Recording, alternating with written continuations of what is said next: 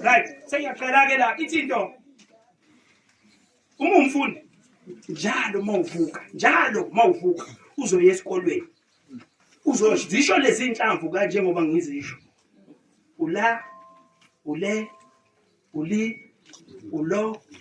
ulu lezi inhlamvu ezinhlanu njobe ngizisho kanje uyayibona imino yami ngithi uma nguqhawula mina ngiqhawula ngani ngisandla imino ephelele qhawula lapho mntakamkhulu yabona so njengoba umqhawula nje umnikeza lezi inhlamvu ezinhlanu mina ula lenza isiqiniseko sokuthi uyalalela kakhulu ukudlula ukukhuluma ingane zethu seyikhuluma ukudlula abazali bazo azazi ukuthi yamathukebona lalela le awube utho ekhaya kini ngokulekelela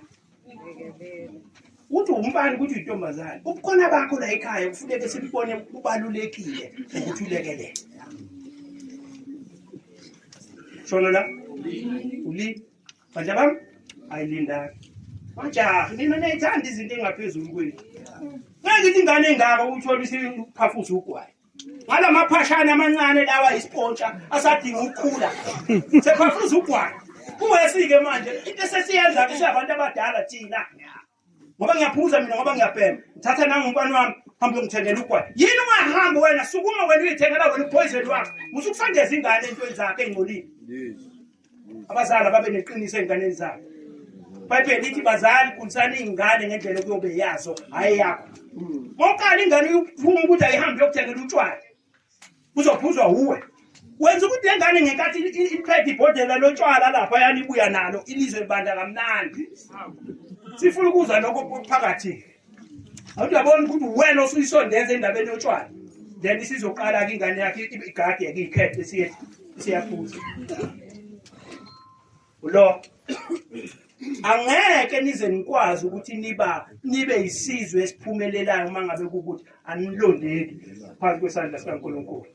abazali benu mangabe ukuthi bantu bama ngezandla abantu abambatha sambeni sisontweni banezizathu benze ukuthi nina nisondelane noNkulunkulu ulo akekho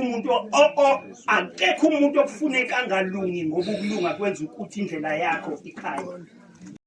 Hello Mzansi, welcome to Umgosi waseMzansi. This is Warden Zungu again. Aluleka abantwana labancane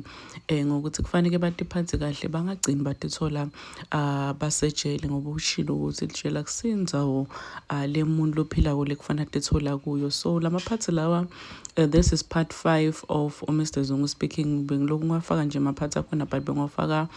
kancane cause nami ngathola kancane but siyamuva guys ukuthi usuka phela lo babe uyapi futhi nenkulumo yakhe simvila akhuluma nebungodi bokuba sejele washo ukuthi ejele akusike ekhaya kini la ujwayele khona ukuthi timpahla ubashelwa ngesty soft udla kahle ulala ngesikhathi lofuna ngaso washo nje ukuthi ejele dawulala ngo3 uthanzi ungathanzeni abantu okwenda amfade ejele of which is something lemawadini lamaningi aphuma kasitshela lokho but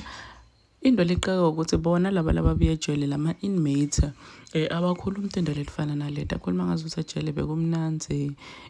bebase hotel bebaphila kahle bakulemnye imhlaba nje lomnanzi awusebe endaweni dilutho but mawadeni asitshela ukuthi hey ningadetholini kule yanzawo. Please do comment what you think below down on the comment section. Don't forget to hit the notification bell. I'll see you on the next one. I'm signing out. Goodbye.